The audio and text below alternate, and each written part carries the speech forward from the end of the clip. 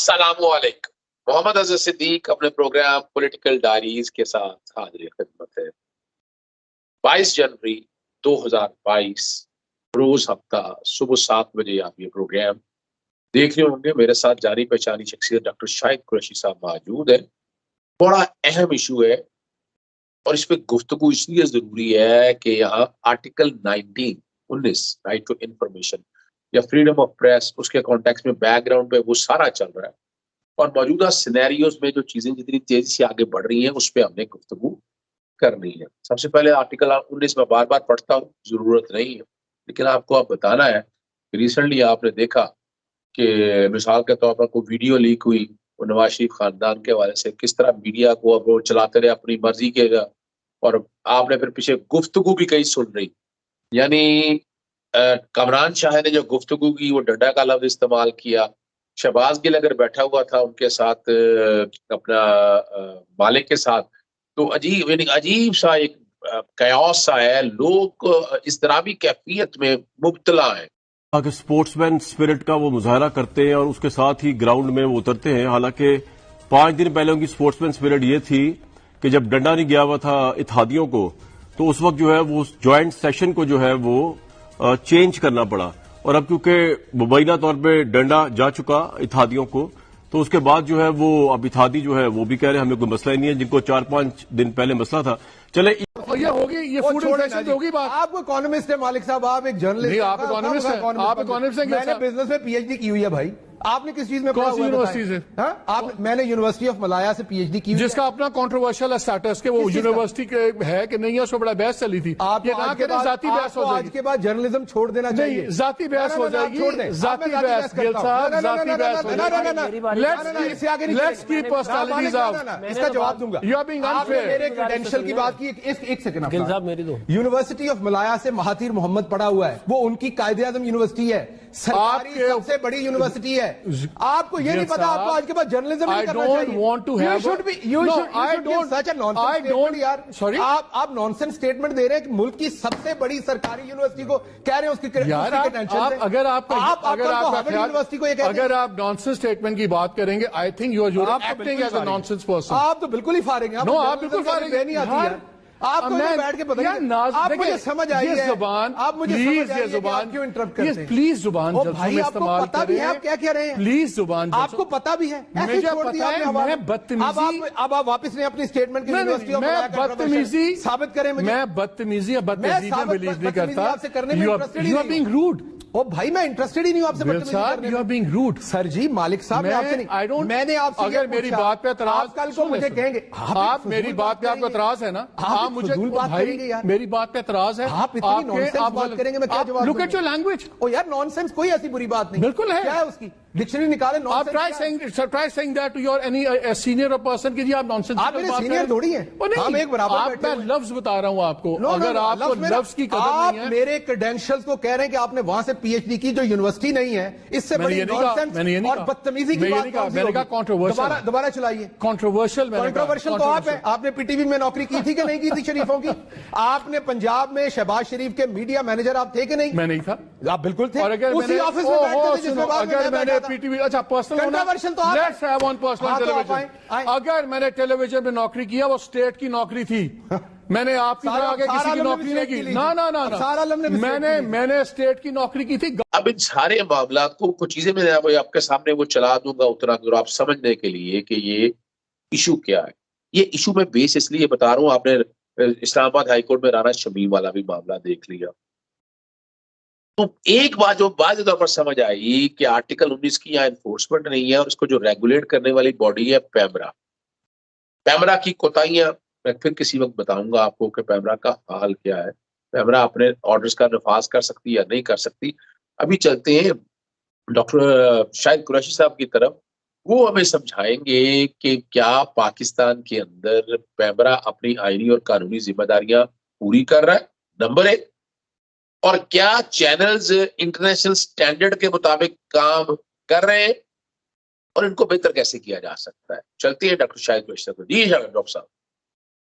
बिस्मिल्लाहिर्रहमानिर्रहीम। आपके तमाम देखने वालों को अस्सलाम वालेकुम। अज़हर साहब, मैं बहुत अरसे से मीडिया वॉरफेयर पढ़ाता हूँ चाइना में, टर्की में, अज़रबैजान, काज़ाख्स्तान, और साइकोलॉजिकल वॉरफेयर, और मेरे स्टूडेंट्स भी हैं जिन्होंने पीएचडी की है साइकोलॉजिकल वॉरफेयर के अंदर। तो उसमें हम जो चीज़ देखते हैं कि जो ह्यूमन ब्रेन है, क्योंकि मेरी पीएचडी जो है वो साइकोलॉजी में है, तो मैं आपको सिर्फ ये बताना चाहता हूँ कि एक चीज़ होती है उसको कहते हैं लिसनिंग, एक चीज़ होती है हेयरिंग। तो अंग्रेज़ी के अंदर बाज़ का जब आप अंग्रेज़ी फ़िल्म देख रहे हो या किसी अंग्रेज़ से बात करें तो वो आपको कहते हैं, are you listening to me? और या वो कहेगा कि can you hear, did you hear me? अभी इन दोनों अल्फाज का मतलब एक ही है कि तुम्हें मेरी आवाज़ आ रही है या तुम मुझे सुन रहे हो। तो हेयरिंग जो होती है, जब जब टीवी आप देखते हैं तो उसमें लिसनिंग और हेयरिंग दोनों काम कर रहे होते हैं। जब टीवी पे न्यूज़ ऑन होती है, एक बात। दूसरी बात ये है कि रेडियो स्टेशन हो या रेडियो में स्पेशली 2.5 मिनट्स के बाद जो ऑडियंस है वो स्विच ऑफ हो जाता है। वो आपकी बात नहीं सुनता। वो आपकी बात चल रही है लेकिन उसको वो नहीं सुन रहा। तो इसके लिए वो रेडियो में आप देखते हैं कि वो बार-बार कभी कोई कुछ खबर देते हैं, कभी कोई जिंगल बजाते हैं, कभी कोई म्यूज़िक देते हैं। टू टू ताकि आपकी अटेंशन बनी रहे उस आवाज़ के साथ, क्योंकि आवाज़ है। तो टीवी में तो वीडियो आपका विजुअल भी होता है, तो विजुअल में आपने ये जो आपके, जब मैं टीवी चैनल्स देखता हूँ पाकिस्तानी, मुझे बड़ा अफ़सोस होता है, it's painful watching Pakistani television, कि वो फ्लैशिंग इतनी तेज़ कर रहे होते हैं और कलर्स को इतना तेज़, मुझे लगता है कि जैसे ये कोई बच्चों की नर्सरी है। क्योंकि इस तरह की जो चीज़ यानी फ्लैशिंग ऑफ कलर्स, और ये तो बच्चों को, हम छोटे-छोटे बच्चों को हमने की अटेंशन उनको रोने से उनको बचाने के लिए करते हैं। लेकिन ये आपने खबर बतानी है, आप टीआरटी लगाएँ, आप बीबीसी लगाएँ, आप, मैं खुद जाता हूँ इन सारे चैनल्स के ऊपर, अल जज़ीरा लगाएँ, वो बड़ी से बुरी खबर जो है उसको वो आराम से बताते हैं ताकि सुनने वाले को समझ आ जाए कि क्या हो रहा है। कोई म्यूजिक नहीं होता उसके अंदर। आप बेसिकली कहना ये चाह रहे हैं, सेंसेशनलाइज नहीं करते, सेंसेशन पैदा नहीं करते, आप मेरा ख्याल है यही बात कहना चाह रहे हैं। मैं ये कह रहा हूँ कि इस ये जो विजुअल आप दिखाते हैं, विजुअल इमेजिंग को इतना तेज चलाते हैं, उससे देखने वाले को कुछ समझ नहीं आ रही होती कि ये क्या चल रहा है। क्योंकि मेरी जो आँख है उसकी इतनी स्पीड नहीं है कि मैं उन सारे तस्वीरों को समझ सकूँ, और उसके बाद आप एक फ्रिवलेस सी खबर बताना शुरू कर देते हैं। तो ये जो गिमिक्री है, न्यूज़ के अंदर गिमिक्री नहीं चलती। या तो आप कोई चिल्ड्रन चैनल हो, बच्चों को की अटेंशन के लिए आप कुछ कर रहे हो तो फिर तो ठीक है। और उसका जो, उससे क्या होता है कि जो ऑडियंस है उसमें एंजाइटी पैदा होती है। यानी आप एक खबर से पहले जो प्रेजेंटर है वो बहुत ऊंची पिच में बोलना शुरू कर दे, आपको माइक लगा हुआ है, आप आराम से बताएं जो भी खबर हो गई है। आप उसको इतनी हाई टोन में लेके जाने के, उससे जो न्यूज़ कंटेंट है उस पर कोई फर्क नहीं पड़ेगा। ना उस न्यूज़ ने अच्छा हो जाना है या बुरा हो जाना है, वो न्यूज़ वही रहेगी। तो टर्की में स्पेशली इस वजह से बहुत सारे मसाइल पैदा हुए। उन्होंने इसको बैन कर दिया। तुर्की के किसी चैनल के ऊपर आपको ब्रेकिंग न्यूज़ नहीं मिलेगी। आपके पास कोई खबर आई है, आपके पास कोई खबर आई है, आप खबर बता दें कि ये खबर, ये ब्रेकिंग न्यूज़ क्या क्या क्या बला है। ये जो चीज़ है बिल्कुल एक, जो सर्कस होती है ना उसके अंदर, किसी गाँव के मेले में जो सर्कस है, आपने टीवी चैनल को, मीडिया को वो बना दिया, या वो लोग चला रहे हैं जो पहले सर्कस में काम करते थे। आप अपने, मुझे बड़ा अफ़सोस होता है मैं जब आपके टीवी चैनल्स को देखता हूँ, और आपका यानी इमरान खान या तमाम नवाज शरीफ या बेनज़ीर या जो भी जितने भी लीडर हैं, इनसे बड़ी-बड़ी बात, लेकिन एक भी चैनल आपका ऐसा नहीं है जो इंटरनेशनल स्टैंडर्ड पे पूरा उतरता हो। आपके कोई भी चैनल लगाएं उसमें 2 कलर होंगे, 3 होंगे। आपके बहुत सारे चैनल ऐसे लगाएं उसमें उन्होंने इतनी भरमार की होती है कलर्स की कि वो समझ ही नहीं आती कि ये क्या है ये। अच्छा, तो आप बुनियादी तौर पर मैं यही बात को, मैं इसी थ्रेड को आगे लेके चलने लगा हूँ। देखिए, ये बात तो बड़ी वाज़ेह है कि हमारी सियासी जमातों ने अपने एजेंडा को पूरा करने के लिए आपके सामने अब सारा अलग तो बैकग्राउंड पे मैं वो चला रहूँगा कि इनकी पिटीशन फाइल की और इनको निकाला और वो एक एजेंडे के तहत आए थे। वो एलजीबीआरटीक्यू का एजेंडा लेकर आए थे और बाकायदा नवाज शरीफ के दौर में उन्हें तैनात किया गया। मैंने पिटीशन दायर की, उनको मेरिट पे नहीं दिए तैनात किया गया और ये अब सारा कुछ रिकॉर्ड के ऊपर है। ये जब तक ये इंटरवेंशन आपकी बात में, देखिए मैं आपकी बात से 100% इत्तेफाक कर रहा हूँ और यकीनन आज के प्रोग्राम के बाद मैं आई होप सो कि मैं इसमें बाकायदा पैमरा को लिखूंगा और जो आप सजेशन देंगे मैं उस पर बात करूंगा, लेकिन मैं आपके सामने ये रखना चाहता हूँ एक आम नाज़रीन के लिए भी। वो मैंने अच्छा बाकायदा उनकी तैनाती गैर कानूनी थी और बाकायदा नोटिस दिया गया उनको, कोई तकरीबन करोड़ों रुपए के करीब पैसे वो ले गए, वापस दिया जाए और वो जो हाल कर गए, यानी वो जो लाइन और डायरेक्शन तय कर गए, उस डायरेक्शन को सीधा ही नहीं हो सका। सर वो देखें, एक बात ये है कि हमारा काम एज ए मैं यहाँ रहता हूँ, इंटरनेशनल मीडिया में बात करता हूँ, मुझे इस चीज़ की इस वजह से फिक्र है कि आप जैसे मेरे भाई बहन वहाँ पे मौजूद हैं। मैं एक आपको जो बता रहा हूँ बात, इसकी मैं फीस लेता हूँ। अगर मैं कंसल्टेशन किसी को करूँ, इतना लेक्चर देने के मुझे फीस देनी पड़ती है। या मैं अगर बीबीसी पे प्रोग्राम कर रहा हूँ तो बीबीसी या तमाम इंटरनेशनल चैनल जो है ना, वो मेरे घर के बाहर गाड़ी भेजते हैं पिक करने के लिए, फिर वो प्रोड्यूसर उनका खड़ा होता है, फिर वो वापस ड्रॉप करते हैं और आखिर में चेक भी मेरे घर भेजते हैं कि आपने जो किया, और शुक्रिया भी कहते हैं साथ में। जबकि पाकिस्तानी टीवी चैनल्स में जो वो कहते हैं जी तुसी आ जाना, तो मैं तो खैर इतना टाइम नहीं होता कि मैं, आप तो चूँकि मेरे पुराने दोस्त भाई हैं तो मैं आपके साथ प्रोग्राम करता हूँ, लेकिन ये मैं कभी किसी पाकिस्तानी टीवी चैनल पे नहीं गया इस तरह कि जी तुसी आ जाना।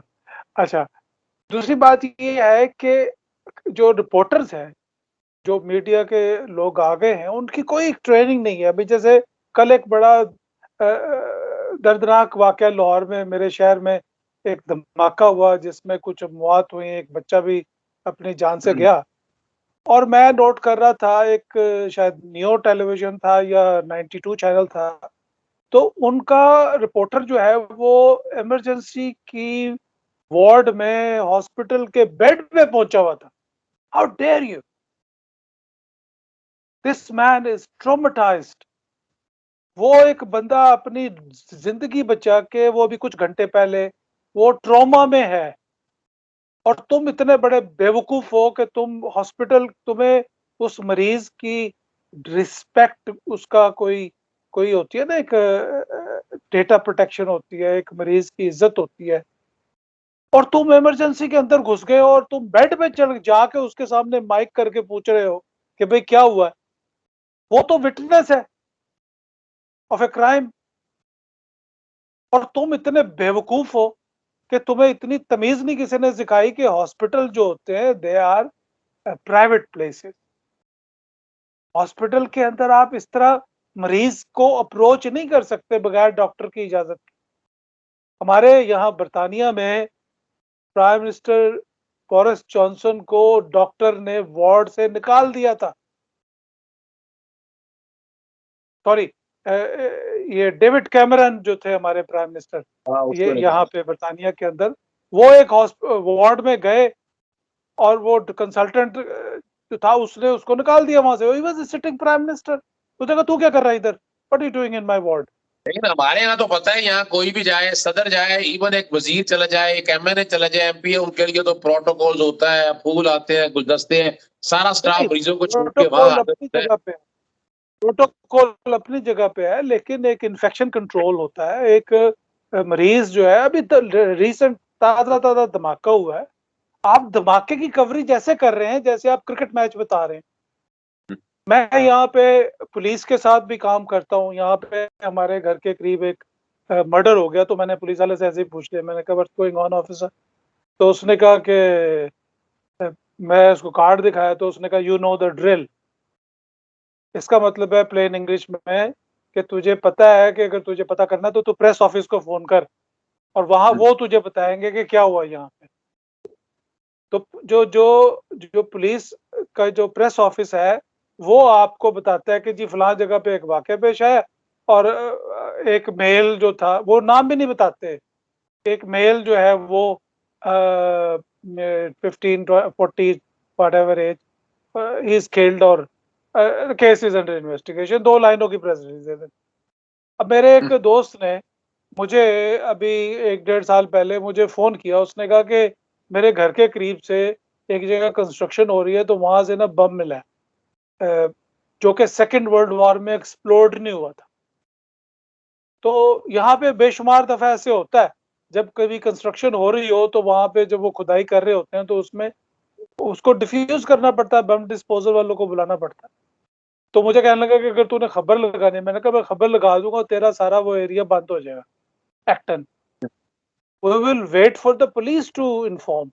उसने पुलिस को इन्फॉर्म किया, उन्होंने वही सड़क बंद की, उस बम को डिफ्यूज किया या जो भी उन्होंने किया, वो उनका एक।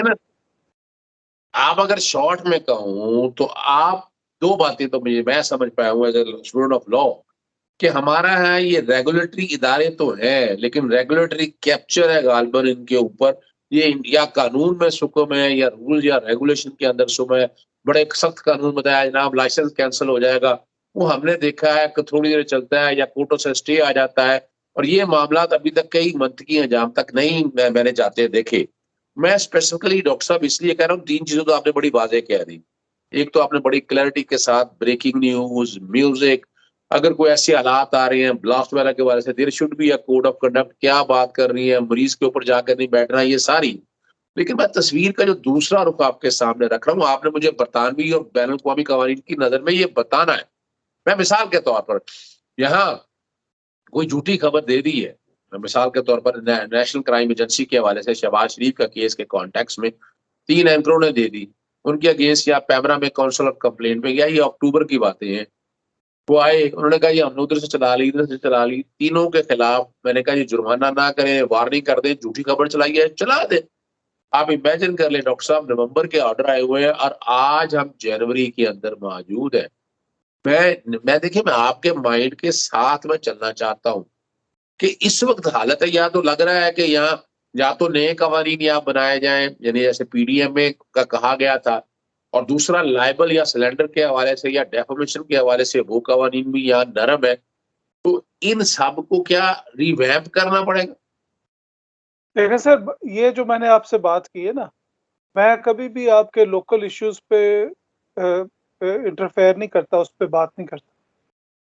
इवन मैं कई मुल्कों में एज इलेक्शन ऑब्जर्वर भी जाता हूँ, तो मैं उनसे पूछता हूँ कि आई डोंट क्या what is democracy mean to you, क्योंकि उनके अपने हालात हैं, वो अपने हालात के मुताबिक एक डेफिनेशन होती है उनकी।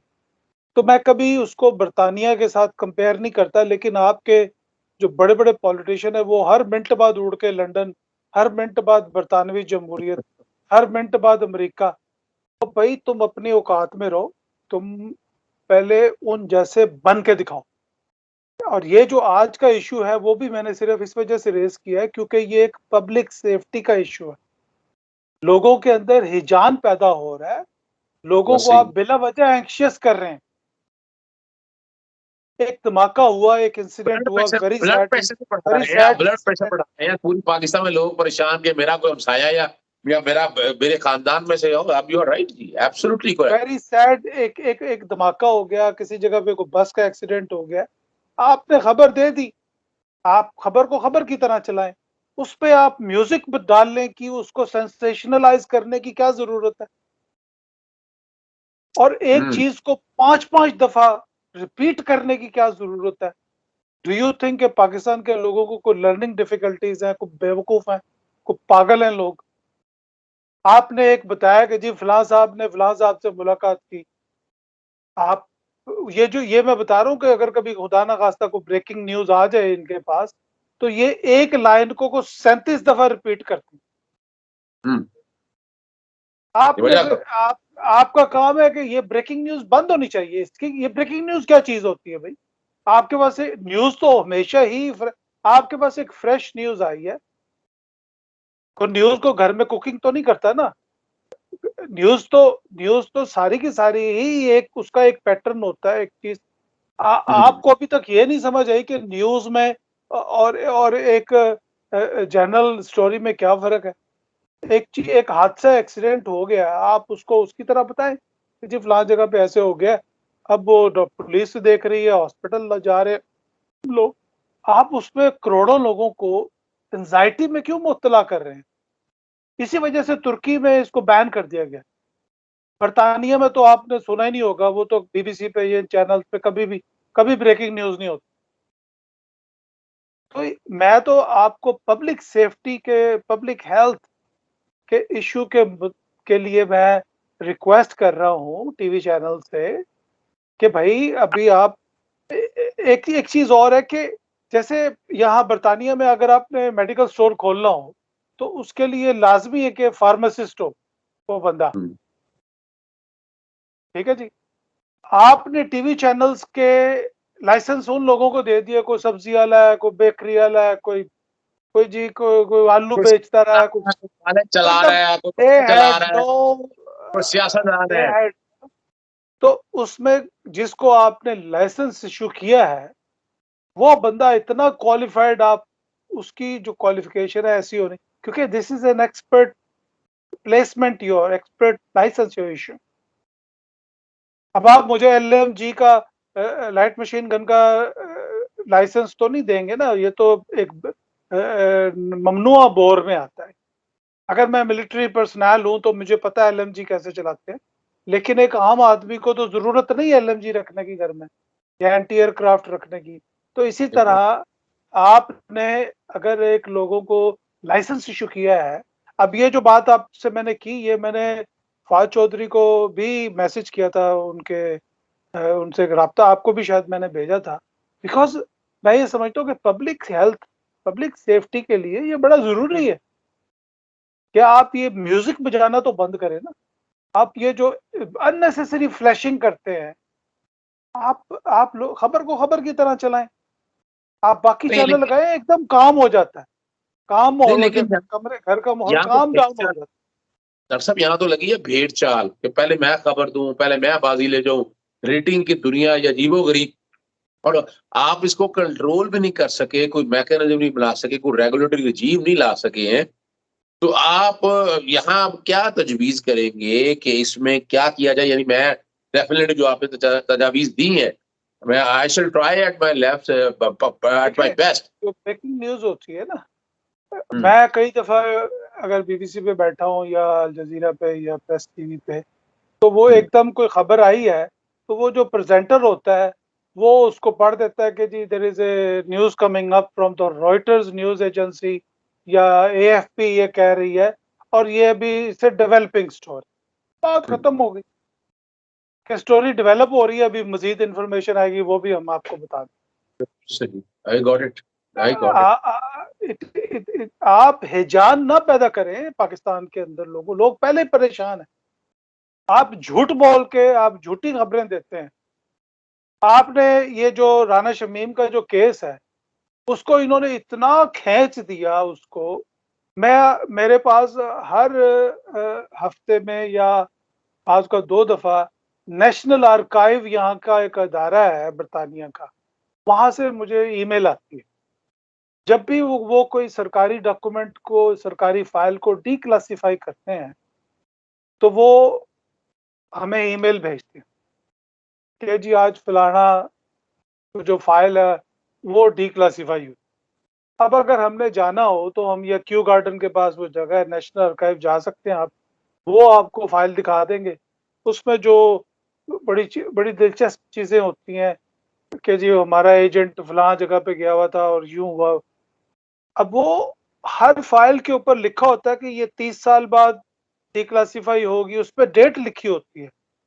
जब वो डिक्लासिफाई हो जाती है तो वहां से जब हमें खबर आती है नेशनल आर्काइव से, तो हम उसको वो बीबीसी भी चला देती है, हम भी लगा देते हैं उसकी खबर के जी ये डिक्लासिफिकेशन हुई है डॉक्यूमेंट की, तो उसमें ये कहा गया है। ठीक है जी। अब इन्होंने एक बंदे का प्राइवेट डॉक्यूमेंट चोरी किया जिसमें उसकी इंटेंट है कि मैंने इसको, ये मेरा प्राइवेट डॉक्यूमेंट है। ये बिल्कुल ऐसे ही है कि कोई जेब कतरा आपकी जेब काट ले, और जेब काटने के बाद वो आपकी तस्वीरें जो है ना वो, या आपकी चीजें जो है वो बेच दे।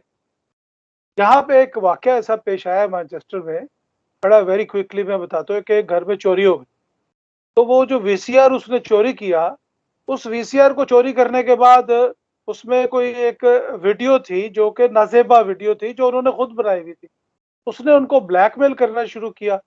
आप यकीन करें कि पुलिस ने उनको गिरफ्तार करने के लिए ब्लैकमेलर्स को पूरा एक ऑपरेशन लॉन्च किया मैनचेस्टर के अंदर। तो अगर राना शमीम की इंटेंट ये नहीं थी कि इसको पब्लिक किया जाए, और जंग ग्रुप कह रहा है कि उसकी इंटेंट थी, तो they are both complicit crime. और अगर यही मामला लंदन के अंदर होता, लंदन में होता या दुनिया की और, तो ये अब तक तो सजाएं भी हो चुकी होनी थी इसमें। अब तक तो जो हमारा जो ऑफकॉम है यहाँ पे, उसने इनको फाइन कर दिया होना था, बड़ा लंबा चौड़ा फाइन होना था इनको इस बात के, क्योंकि और ना that would be a criminal investigation, because what Rana Shamim is alleging is theft. Rana Shamim is saying it is a theft. चोरी हुई है, मैंने किसी को हैंड ओवर नहीं किया डॉक्यूमेंट, चाहे वो उसमें जो भी वो ड्रामा क्रिएट करे। अब अतर मिनल्ला साहब ने ये जो मीडिया को जंग ग्रुप के सामने वो लम्बे हुए हैं। अब मैं कल किसी से कोई बात कर रहे थे, राणा अतर मिनल्ला साहब ने उनकी जो प्राइस टैग है, उनका जो प्राइस वैल्यू है, वो अपनी वैल्यू वो दे चुके हैं, क्योंकि जिस पोजीशन पे वो बैठे थे, जो उन्होंने नवाज शरीफ को फायदा देना था वो उन्होंने फायदा दे दिया, ये कह के कि हुकूमत मुझे उसकी जिंदगी की गारंटी ला के दे। या आज तक कभी किसी जज ने नहीं मांगी गारंटी किसी इंसान से या किसी हुकूमत से कि मुझे आप ला। ये तो किसी डॉक्टर से भी नहीं बंदा आप कहते कि तुम मुझे गारंटी दो कि ये बंदा ऑपरेशन इसका कामयाब होगा और ये बच जाएगा। तो things are little bit complicated in that sense. हम तो चाहते हैं कि सिर्फ ये हेल्थ एंड सेफ्टी के हवाले से पैमरा इस पे एक्शन ले और ये ब्रेकिंग न्यूज़ बंद करें और ये फ्लैशिंग बंद करें। आप खबर को खबर की तरह बताएं जैसे पूरी दुनिया में लोग बताते हैं। शाउटिंग बंद करें अपने गेस्ट पे। प्रोग्राम के इख्तिताम की तरफ चलते हैं। डॉक्टर शाहिद कुरैशी ने बहुत खूबसूरत तरीके से इंटेलेक्चुअल गुफ्तगू की है। देखिए, इस मुल्क को आगे लेकर जाना है, हिजानी कैफियत से निकालना। ये ब्रेकिंग न्यूज और इस तरह की वो डेफिनेटली अपनी जगह चीजें होंगी, लेकिन हमें असल इशूज की तरफ आ नहीं रहे और हमें इधर ही फंसा कर रख दिया है। अब जरूरत इस समझ की है कि हुकूमत वक्त जो है, डॉक्टर शाहिद कुरैशी साहब ने फवाद चौधरी को भी कहा है, मैं भी अपने तौर पर लगा रहता हूँ, पैमरा में कोशिश कर रहा हूँ। We need to have a new legislation, implementation, norms, code of conduct, वो सारी चीजें अपनी जगह पर मौजूद है। तो जब तक इसका हम इतलाक नहीं करेंगे ना, और देखिए पूरी दुनिया में ऐसा है, कोई ऐसा नहीं है, हम कोई अनोखी बात नहीं कर रहे हैं ना। डॉक्टर शाहिद कुरैशी साहब बड़ा क्लैरिटी के साथ आपको एक एक चीज उन्होंने बता दी है। हाल प्रोग्राम खत्म को होने से पहले सिर्फ एक खबर जो कि शुरू में मैं बता नहीं सका, आयशा मलिक जो है, justice Ayesha Malik supreme court की जज तैनात हो चुकी है। उनका नोटिफिकेशन अभी बैकग्राउंड पे चल रहा है। इजाजत चाहते हैं। अस्सलाम वालेकुम, अल्लाह हाफिज, पाकिस्तान जिंदाबाद।